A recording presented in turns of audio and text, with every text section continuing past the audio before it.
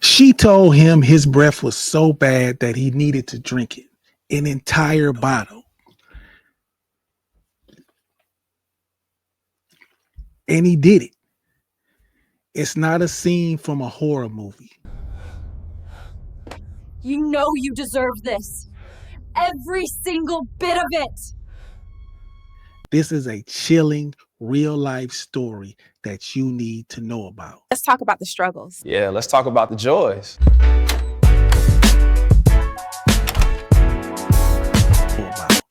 This is the Raising Carter podcast, and I am your host, Ramon Weatherall. And on this podcast, we like to focus on money, relationships, and manhood, helping you give your sons, hell, and daughters the essential life skills to become productive people. Because we need that. We need that. I wish there was something like this when I first started being a parent, so they don't fall for the pitfalls of financial literacy, relationships, and manhood. And let's talk about this guy right here. His name is Gareth. Gareth was in a relationship, or what he thought to be a relationship. And that's kind of the disturbing thing about this. After all he's went through, he still refers to this woman as his ex. But you need to see, as a father, as a man, as a young man, you need to see what it really looks like when men are the victims, when men are the victims of domestic abuse. You think you can just ignore me? You'll learn to listen. You always do. It's not funny. It's not something to laugh at, because it can happen to anybody if you don't know how to deal with it. So let's check it out. Let's check out the beginning, how it started. Started off innocent enough, just a guy wanting to go out on a date. Finally, make a life for myself and, children and all of that.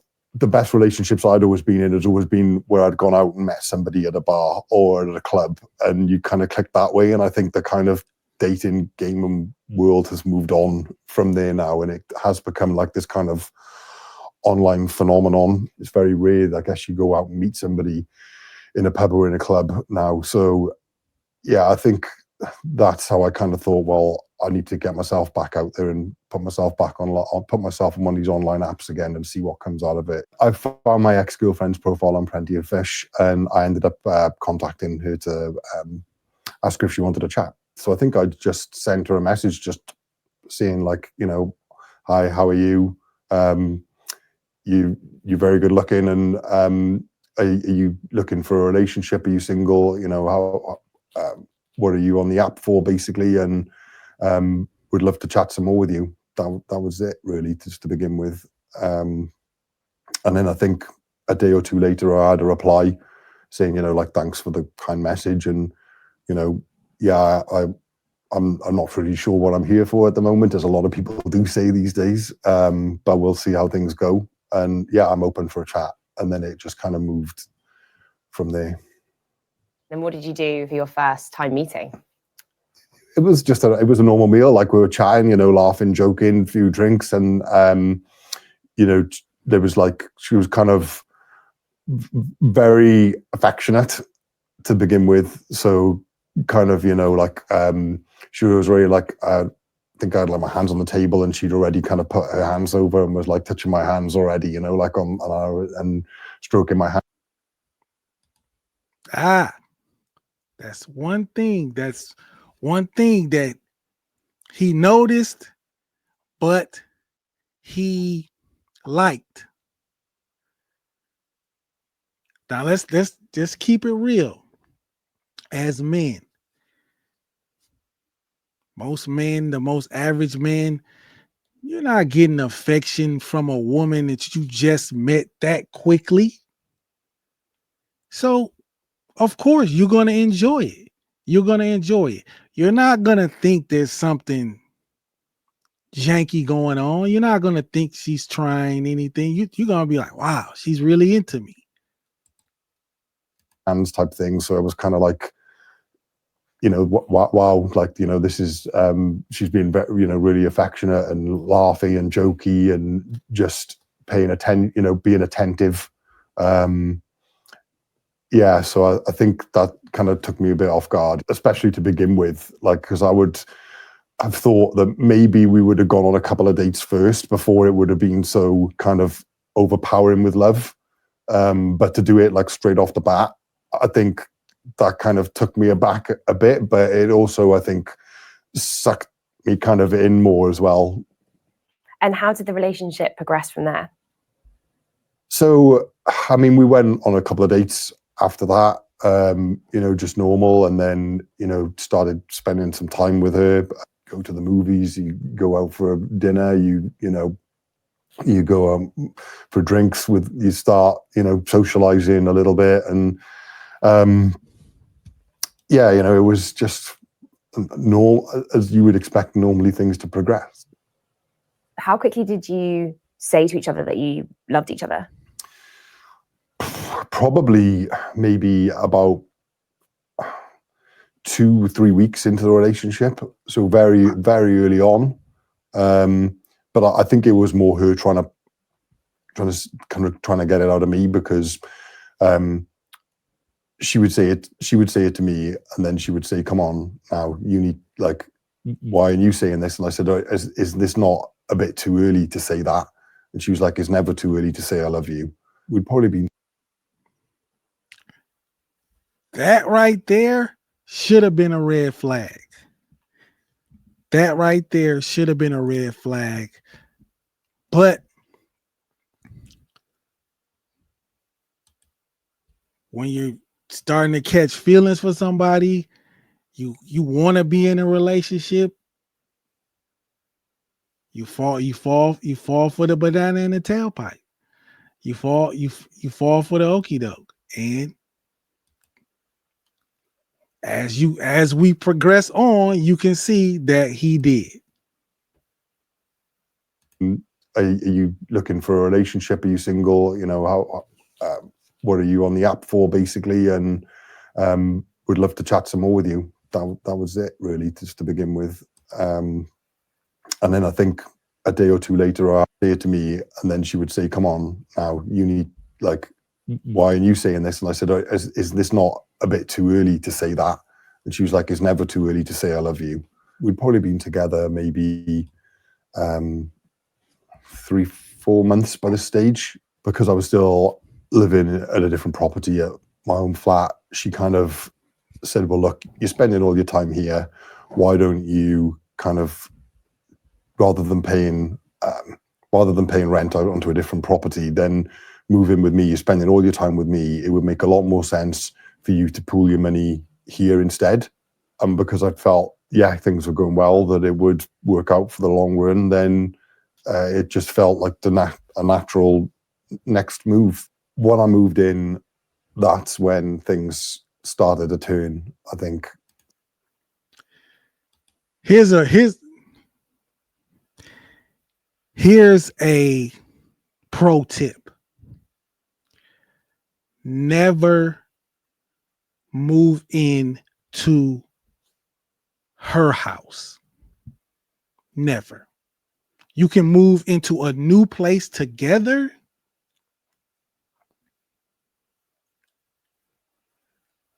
I would prefer that. I would say that. I wouldn't even say having her move in with you is bad too, because her moving in with you is bad because once a person is there for so long, it's really difficult to get them put out, especially a woman. A man, the police will come and just throw you out, tell you, do you have somewhere else to go? But a woman, it's difficult to put a woman out, especially if she has kids there. So, pro tip, never, ever move in with her. That's the mistake he made, and she knew it. You don't think I know? Don't think it's true? Let's continue. So shortly after I'd moved in, she said that I wasn't allowed to keep any of my belongings in the house. I kind of queried it to begin with and said, well, why? And she said, well, because you don't need all these things anyway. These, like, there's a lot of things here that are just excessive belongings. To which I said, well, no, a lot of these things are clothes and kind of some sentimental things. And she said, well, you can keep them, but they'll have to go in the garage.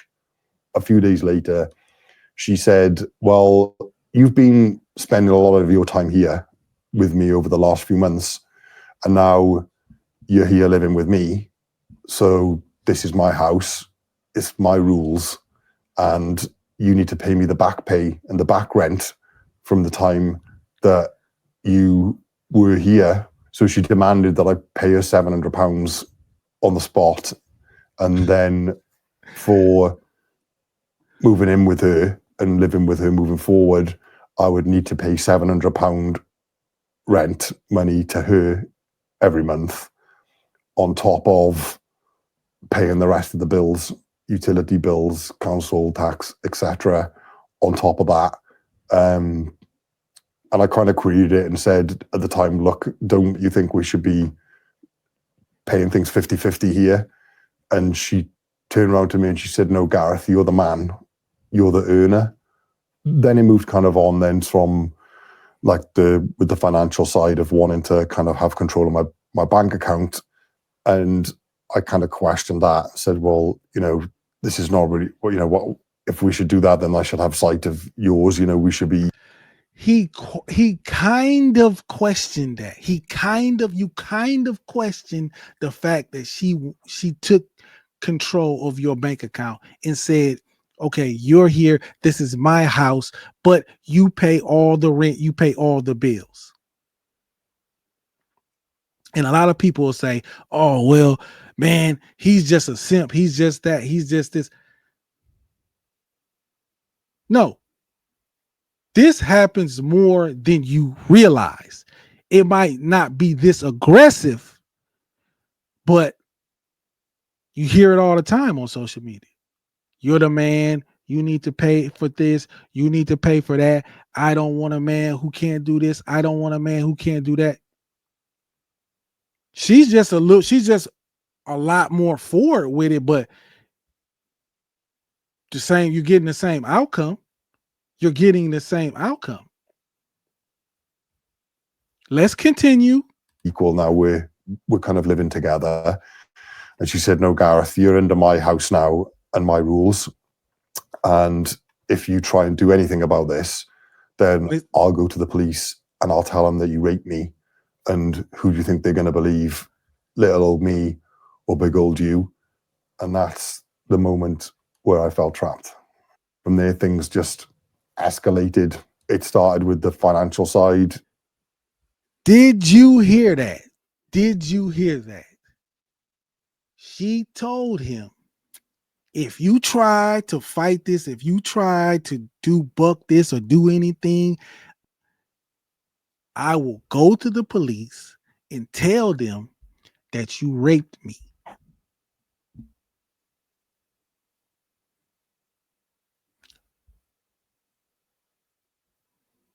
But then you'll have people, when women say that they're raped and men say they didn't do it. Oh no, there's no way. He had to. He had to do that. He had to do it.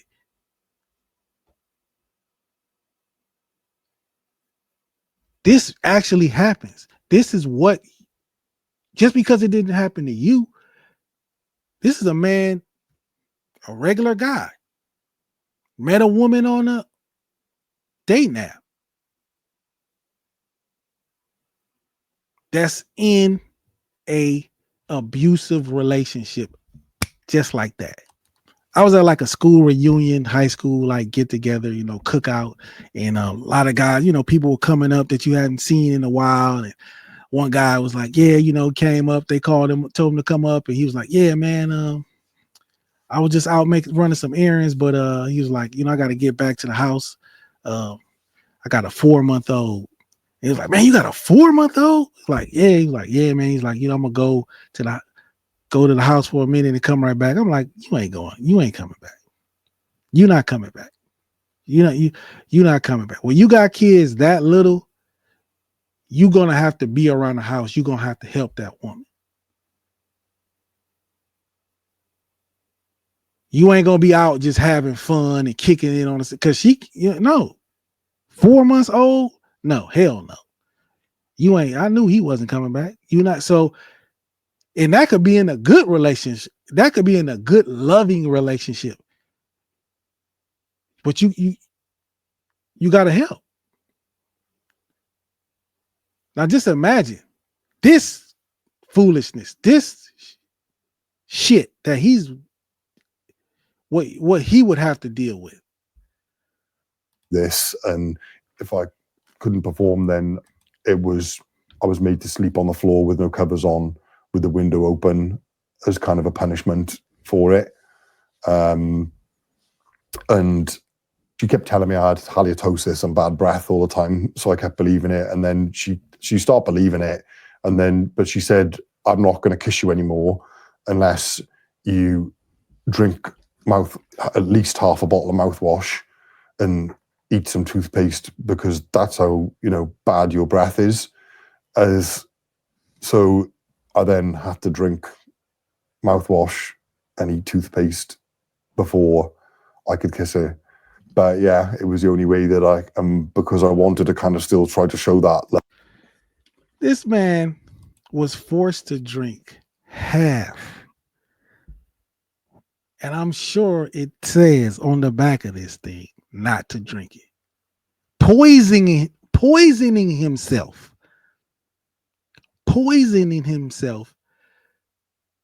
to still be with this toxic, mentally unstable woman.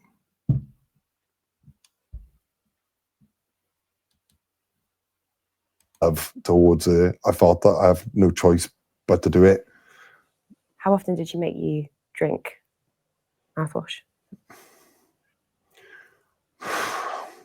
2-3 times a week.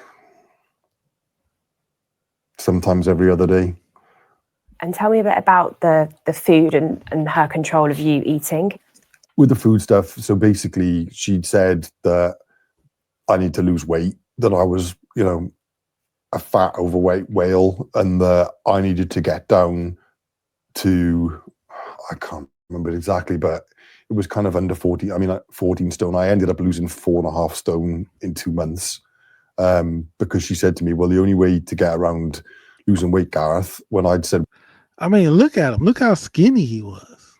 Look how skinny. He don't even look like the same guy. They look like that's like his brother or something.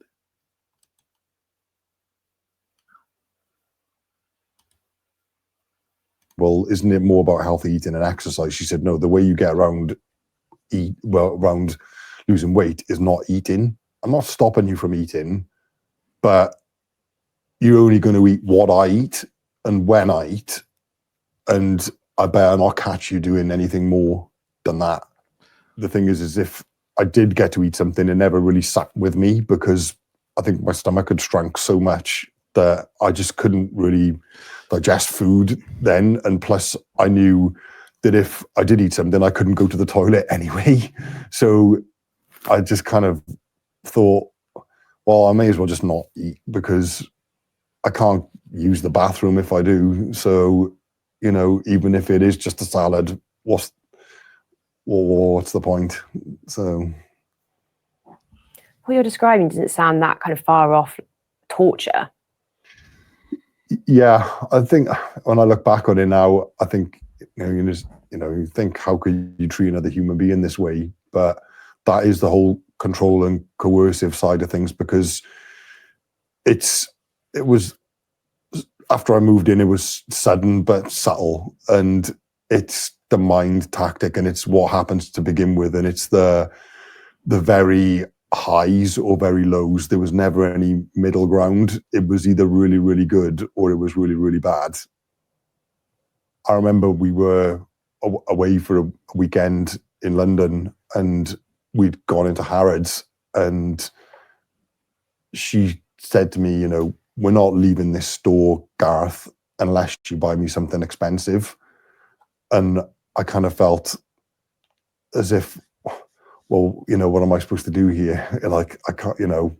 And she said, no, I'm telling you, we're not leaving this store until you buy me something really expensive. And she would, I remember I was wearing a jumper at the time, and she clawed me through my jumper, my sweater, so much that my arm started bleeding and blood started coming down out of my arm up through my coat, because that's so hard she grabbed my arm, and I had to go and do it. So yeah. How much did you have to spend on the bag? £2,000. How did you feel after you'd done that? I mean, I felt, what do you say, you know? I felt sad, really. My mum used to tell me, you're being treated like a dog. Like, you know, well, actually a dog, because we had a dog, and the dog was actually better treated than I was. You know, I remember one incident where I was supposed to go to the library and work, and I'd snuck down to my mum's to go and see my parents, because I think they were getting worried about me. When I went down there, I think I still had a bruise on my arm, and my mum asked me the question and said, like, where did you get that bruise from? And I was trying to play it off as, you know, I was nothing. And she said, no, you don't, like, the position of that bruise on your arm. I think I tried to say that, oh, I'd knocked it into a door or something like that. And she said, no, but I can see there's a claw mark, like, next to it, like a fingernails mark. She knew more then, and it was happening, you know, more frequently. And my ex had found out, because she'd said, like, you know, I was getting constant messages all the time, constant phone calls, you know, where are you?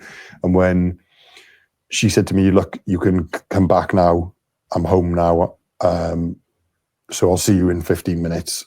She tried ringing me. So I tried not answering.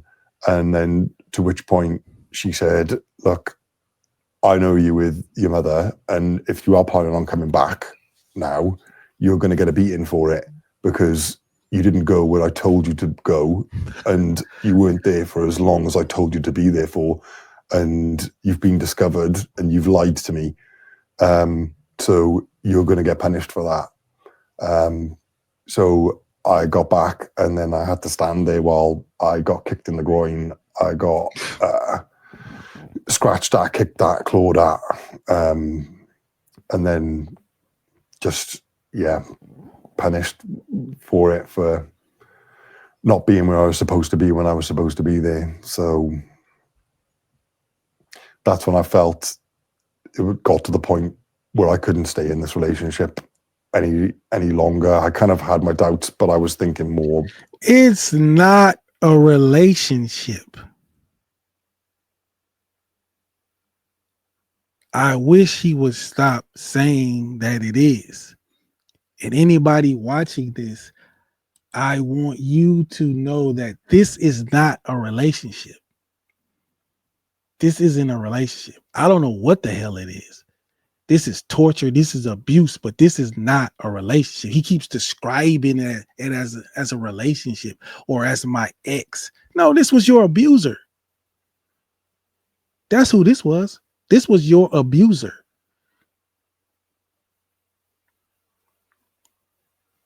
Men, in any situation, you need to keep it real with yourself. You need to be honest with yourself, what you are, who you are, and what you're into. You're not in a relationship. You're being abused, sir. You are being abused. This is not your ex. This was the person who abused you mentally, physically, sexually. That's who that's who that is. I'm more like, I need to try and do something drastic here. And I remember her saying to me once, the way things are going here, like, you really need to get back in line again. I said, well, I haven't really done anything out of line. And she said something flippantly, like laughing, like, oh, well, I might actually end up even killing you. Yeah. After that point where she flippantly kind of said that to me, I started periodically taking screenshots of my phone and sending them to the messages and things off my phone, because she used to periodically go through my phone and delete things. So delete messages she sent to me. So I started doing it and sending them in secret to my mum. There were sometimes I didn't even sleep because I tried to stay awake all night so I could send as many messages and things as I could to my mum, because I figured if something happens to me, then at least she's got the evidence. And how did you get out of the relationship, Gareth? So I knew that my ex was out at an appointment and that she would be out for around an hour. So I'd arranged to kind of meet my mum in secret to go for a coffee, because I think my mum was becoming more and more worried about me. My ex had returned home, and she'd noticed that there was a packet of crisps missing from the drawer, and messaged me and said, did I take these? So I messaged, did I take a packet of crisps? So I messaged back and said, yeah, I just wanted to have something for my lunch. I'd hardly eaten in the day. So was that okay? And she messaged me back and she said, no, absolutely not, you greedy load of expletives. And she said, you're definitely not eating again. So my mum saw that message ping up on my phone and burst into tears. And I thought, well, I can't put my family through this any longer.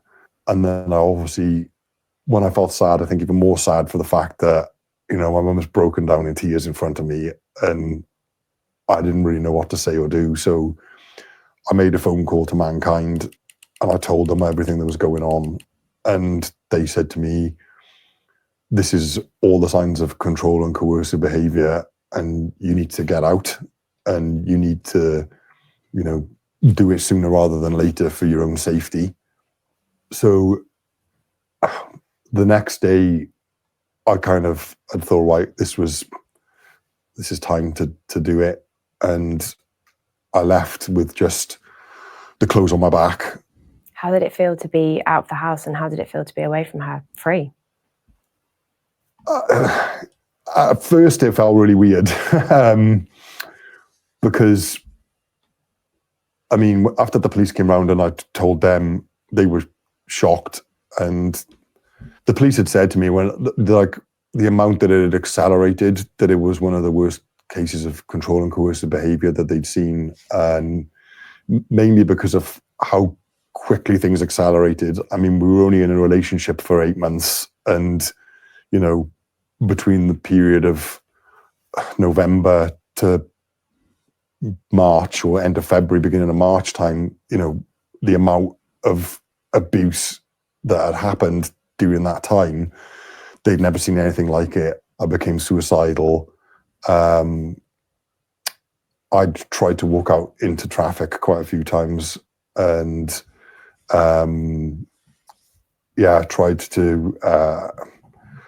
tried to do things with a knife and stuff in the kitchen. I tried to cut myself and things like that, when luckily I'd gone back with my parents and they'd stopped me at the time. And then they said, look, and I recognized at that point that I needed help.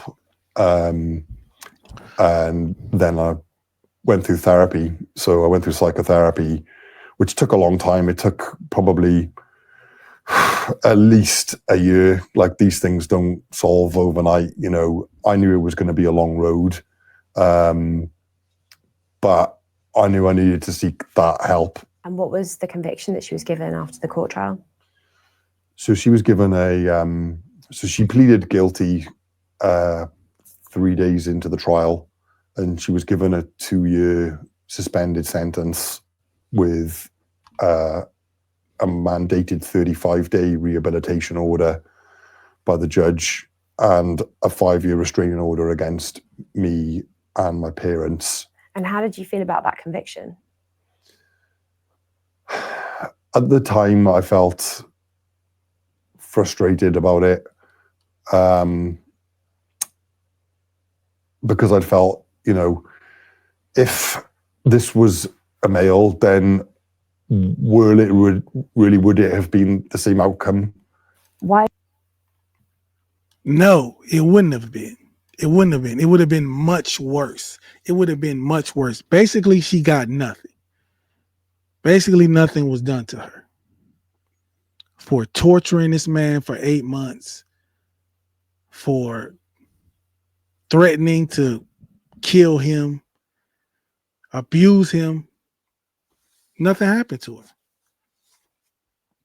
And this is a very good lesson that us as men that we need to understand, and that we need to help our sons understand, that it's not a fair game between men and women. It's not fair.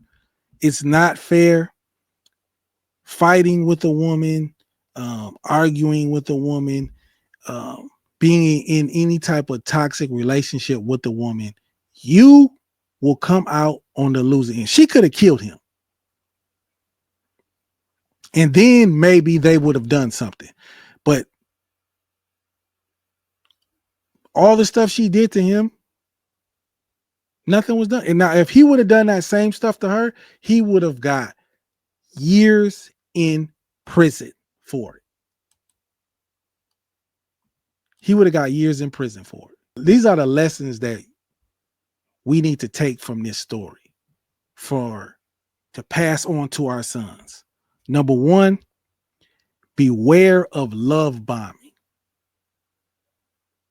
You first meet somebody, they're kind of over the top with the affection. This never happens with anybody that you've ever dated before. It's just out of the blue. It's just over the top. It's almost too much. Yeah, you like it, but it's a red flag. You need to be aware of that. You need to, don't get so high, don't get so into yourself. You think, oh, she's really into me. No. Isolation tactics. Somebody who, she just always wants it to be you and her. You can't kick it with your friends, you double dates and doing stuff. No, it's always got to be just you and her or you and him. No, that's not cool. That's not cool. Anybody that you're with should be able to accept the people that you care about in your life. So it shouldn't be an issue with that. Notice financial control or exploitation. Someone wanting to control your money. Someone telling you, we're not leaving the store unless you buy me something expensive. I seen this video. Trip together. Hey, everybody in first class. It's our first trip together. Hey, everybody in first class. I thought he was getting us first class tickets, but he lied. Well, we all the way at 30, ain't we? But at least it's our first trip. We trying. Look at him. Look at y'all in first class. Oh, it must be nice. Look at y'all separate. They gave y'all water already. See, some people might think, oh, that's funny. That's it's you're making too much of this. No, it's not. It's a manipulative way of shaming you. Oh, you should have bought us first class tickets. Who else is taking you first class somewhere? See, that's where it starts though. That's where it starts though. See, if you don't notice that, if you think that's okay, you think that's funny, so next time you think, oh, I gotta buy first class, or she don't make me look stupid. She don't shame me.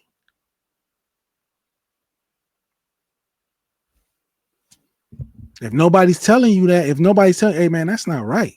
She shouldn't do that.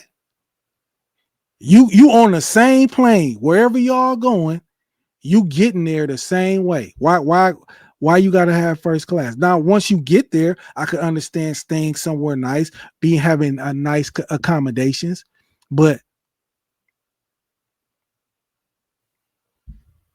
be financial control or exploitation. Pay attention to belittling or humiliation.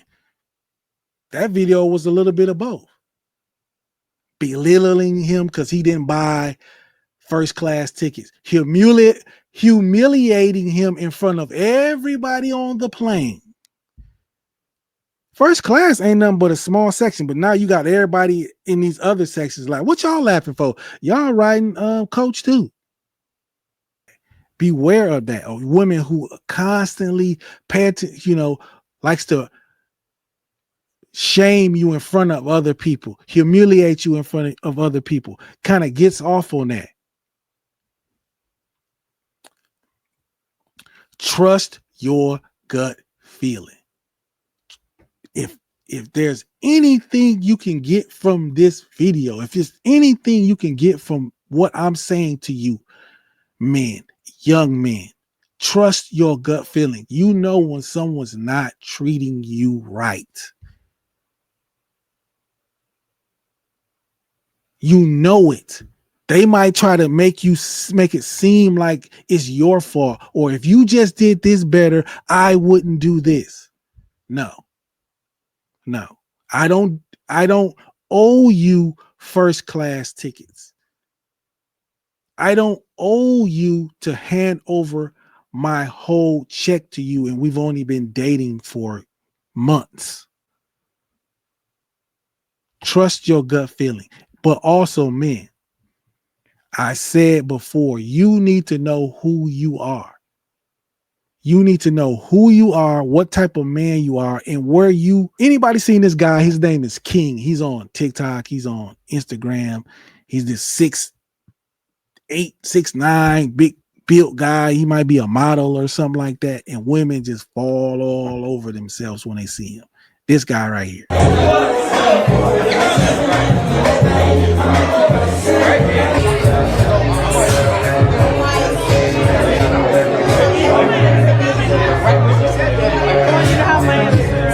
I have your number.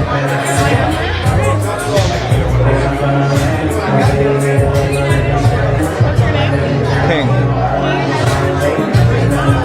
What about yours? What's your name? My name is Deja.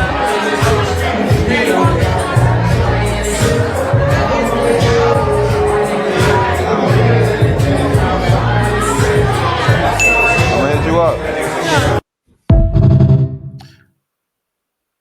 Now, did you notice that? That Deja came in holding another guy's hand? Dipped back, act like she was going to the bathroom when she forgot something, and came and got his number, or gave King her number. Most of us aren't in like this guy, where women just throw themselves at him. Gareth wasn't like him. You or I might not be like him. You have to understand where you are and pick your woman accordingly. You might not like what I'm saying, but it's the truth. If you pick a woman that's out of your league, you better be prepared to work for it every day. It's not going to be equal. It's not going to be equal.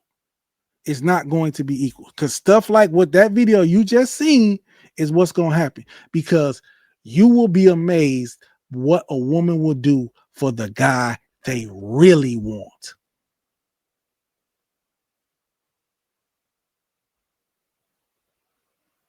And that is this episode of the Raising Carter podcast, saying that, hey, a bad relationship can ruin your life. I said it before. Every time you lay down with a woman, you put your life on the line.